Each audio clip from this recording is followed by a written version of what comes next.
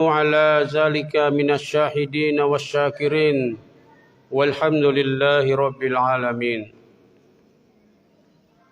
Kaum muslimin dan muslimat sidang jamaah tarawih rahimakumullah, mari senantiasa kita mengawali segala aktivitas kita dengan senantiasa memanjatkan puji syukur atas segala limpahan nikmat yang diberikan kepada kita semua, sehingga malam ini kita bisa hadir bersama memenuhi panggilan Allah lewat salat Isya secara berjamaah. Salat dan salam tak lupa kita curahkan kepada junjungan kita Nabi Allah Muhammad sallallahu alaihi wasallam. Allahumma salli wa sallim ala Muhammad, Nabi yang telah mengangkat derajat kehidupan umat manusia melalui agama Islam yang sama-sama kita cintai ini. Jamaah salat tarawih yang dirahmati oleh Allah Subhanahu wa taala, bulan Ramadan ini kita pahami bersama sebagai salah satu bulan pengampunan Allah Subhanahu wa taala. Di surah Al-Imran ayat 133, Allah senantiasa memotivasi kita, senantiasa menyuruh kita untuk mendapatkan ampunan dan surganya yang seluas langit dan bumi.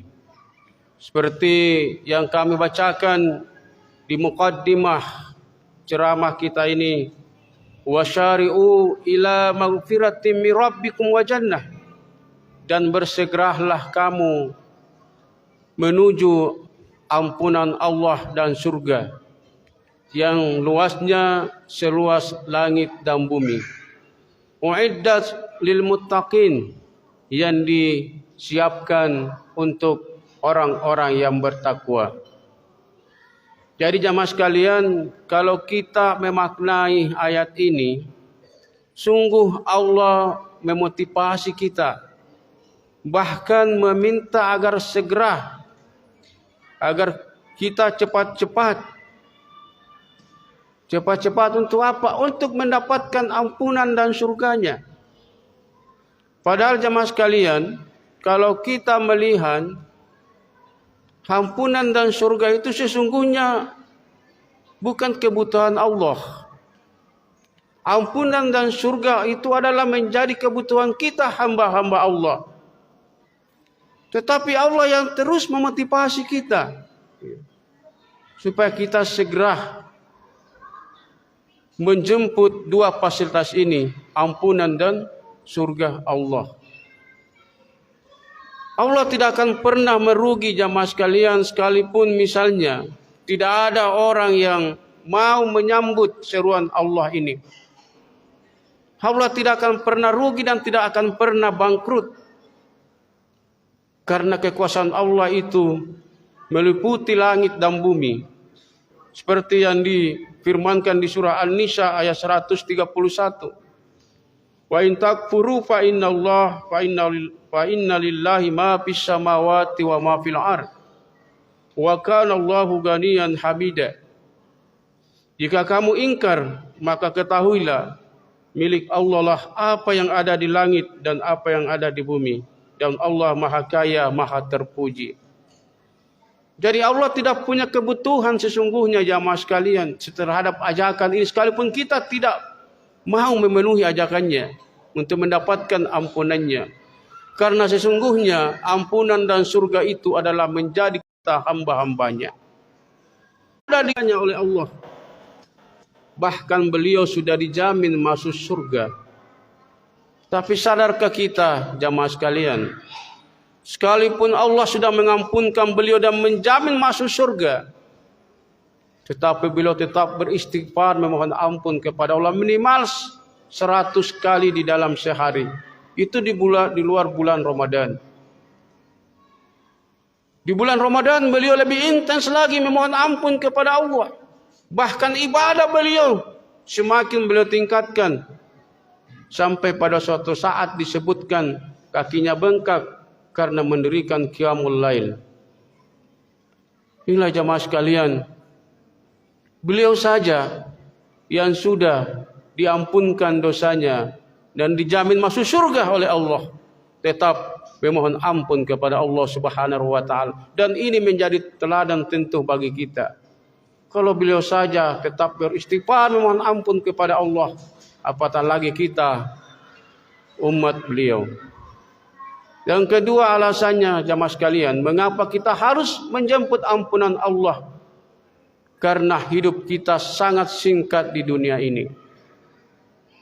Di surah Al-Hajj ayat 47 Allah ingatkan kita, wa inna yawma inda rabbika ka'alfi sanatin mimma ta'udun.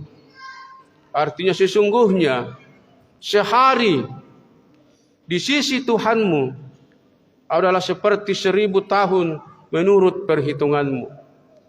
Jadi satu hari menurut pandangan Allah, menurut perhitungan kita adalah 1000 tahun. Artinya apa jamaah sekalian? Kalau kita hidup di dunia ini diberikan umur 1000 tahun oleh Allah, berarti dalam pandangan dan hitungan Allah kita hanya hidup 1 hari saja. Kalau kita ada yang diberikan umur 500 tahun hidup di dunia ini, tapi saya kira jarang kita dapatkan 500 tahun hidup di dunia ini. Kalaupun ada berarti hanya 1/2 hari saja menurut pandangan Allah. Sementara Rasulullah sudah menyatakan kepada kita umur umatku itu 60 sampai 70 tahun. Dan Rasulullah meninggal di usia 63 tahun. Kalau kita mengikuti jejak umur beliau 63 tahun, berarti umur kita di dunia dalam pandangan Allah adalah 1,5 jam saja. Begitu singkatnya kehidupan kita di dunia ini jamaah sekalian. Makanya bulan Ramadan ini menjadi momentum bagi kita. Karena pernah suatu saat Rasulullah bermunajah kepada Allah.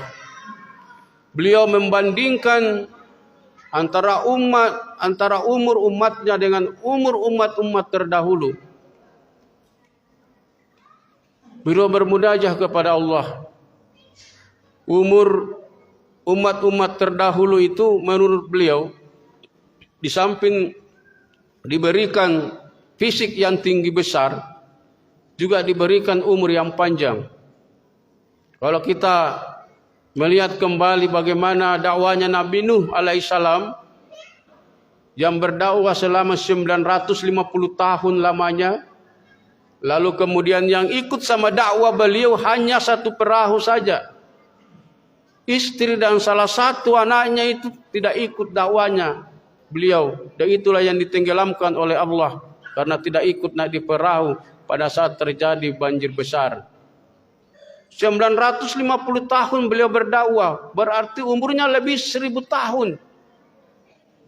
Sementara kita kata Rasulullah 60 sampai 70 tahun.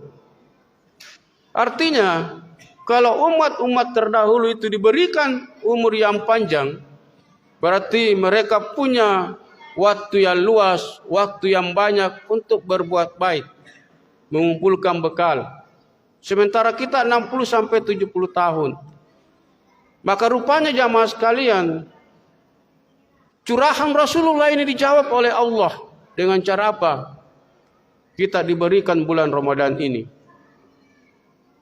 yang di dalamnya ada Lailatul Qadar yang khairum min alfi syahrin, lebih mulia dari 1000 tahun atau sekitar 83 tahun.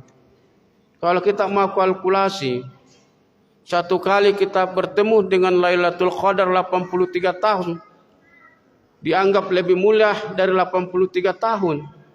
Kalau 10 kali kita diberi kesempatan bertemu Lailatul Qadar, berarti 10 kali 83 sama dengan 830 tahun.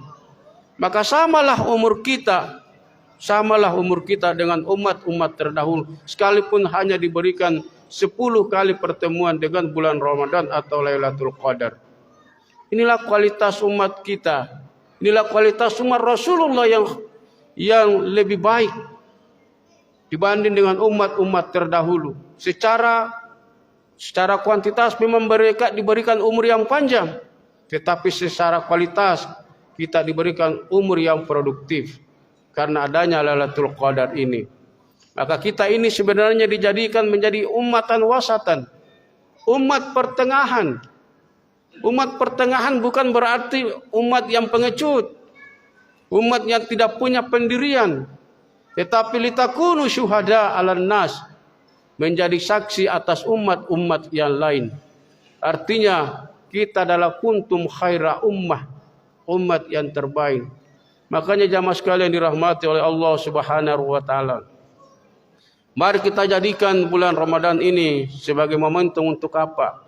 Untuk menjemput ampunan Allah. Dengan cara apa kita menjemput ampunan Allah di bulan Ramadan ini? Yang pertama, man shoma Ramadan imanan wa ihtisaban ghufira lahu ma taqaddama min dzambi. Dengan mendirikan ibadah puasa, karena dengan puasa Allah menjanji kita mengampuni dosa-dosa kita. Maka perbanyaklah kita berbuat baik. Perbanyak berbuat baik di bulan Ramadan ini. Karena kebaikan-kebaikan itu innal hasana syai'ata.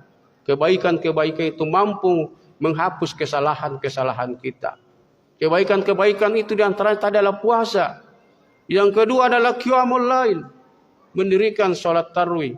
Man qama ramadanan imanan wa ihtisaban ghufira lahu ma taqaddama min dzambi.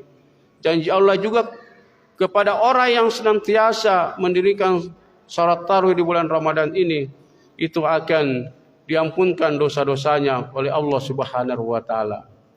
Jadi begitulah jamaah sekalian, Allah secara praktis mengampuni dosa-dosa kita. Kalau umat-umat terdahulu melakukan kesalahan atau dosa, perlakuannya beda. Tidak sama dengan kita. Mereka langsung diberikan hukuman oleh Allah. Seperti yang dialami oleh kaum Yahudi di surah An-Nisa 160. Di situ Allah Subhanahu wa taala jelaskan, "Fa zulmihi minal ladzina hadu harramna 'alaihim thayyiban uhillat lahum wa bisaddihim an sabilillahi katsira." Maka disebabkan kezaliman orang-orang Yahudi, kami haramkan atas mereka memakan makanan yang baik-baik yang dulunya dihalalkan bagi mereka, dan karena mereka banyak menghalangi manusia dari jalan Allah. Jadi jamaah sekalian, cara Allah menghukum orang-orang terdahulu itu dicabut rahmatnya, nikmatnya ketika mereka berbuat dosa. Padahal dulu itu misalnya makanan yang dicabut itu kehalalannya adalah makanan yang dulunya dihalalkan oleh Allah. Makanan apa yang dimaksud oleh Allah itu dijelaskan di surah Al-An'am 147. Dan kepada orang-orang Yahudi kami haramkan binatang yang berkuku dari sapi dan domba. Kami haramkan atas mereka lemak dari kedua binatang itu. Jadi domba, sapi yang dulunya itu halal bagi mereka, tetapi karena mereka berbuat dosa, membuat pelanggaran, maka diharamkan oleh Allah. Dan hukuman itu dicabut nanti setelah Rasulullah Shallallahu Alaihi Wasallam diutus ke permukaan bumi ini. Karena salah satu dari tugas Rasulullah itu adalah uhilla lahumut thayyiba wa hurrimu alaihim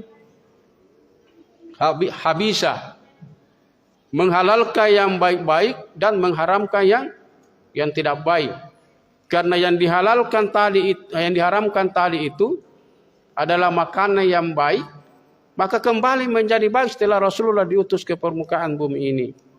Jadi jamaah yang dirahmati Allah Subhanahu wa taala, begitu maha murahnya Allah terhadap kita umat Rasulullah ini. Ketika berbuat pelanggaran, cukup kita iringi dengan perbuatan-perbuatan baik, maka perbuatan-perbuatan baik itu menghapus dosa-dosa kita. Maka melalui momentum bulan Ramadan ini, mari kita meraih ampunan Allah. Ketika Allah mengampunkan kita, maka insya Allah kita dapat meraih jannahnya, surganya yang seluas langit dan bumi. Dan kita kembali menjadi fitrah, kullu mauludin yuladu alal fitrah. Demikian Bapak Ibu dan jamaah sekalian, terima kasih atas segala perhatian. Mohon maaf atas segala khilafan. Nasrul minal fathul qarib wa basyiril mu'minin. Wassalamualaikum warahmatullahi wabarakatuh.